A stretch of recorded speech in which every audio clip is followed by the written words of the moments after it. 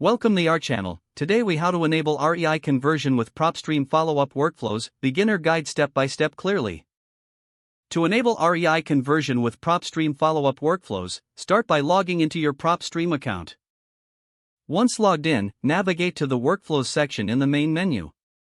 Look for the option to create a new workflow. Click on the Create New Workflow button. You'll be prompted to name your workflow. Choose a descriptive name for easy reference. Next, define the trigger for your workflow by selecting an appropriate option from the drop-down menu. Common triggers include lead status changes or new lead entries.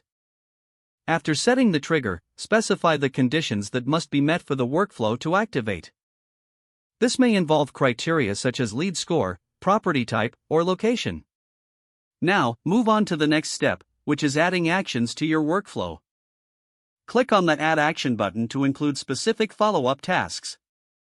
Choose actions such as sending an email, making a phone call, or assigning tasks to team members. For each action, customize the message or task details as needed. Once you've added all desired actions, review the sequence to ensure accuracy. Make any necessary adjustments to the order of actions. When satisfied with your workflow setup, click the Save button. Your new workflow will now appear in your list of workflows. To activate it, ensure the toggle for your workflow is set to On. Your REI conversion follow-up workflow is now live. To monitor its effectiveness, regularly review the results through Propstream's Analytics dashboard. Adjust your workflow based on performance to optimize conversion rates over time. If the page does not load, refresh the browser or try again in a private or incognito window.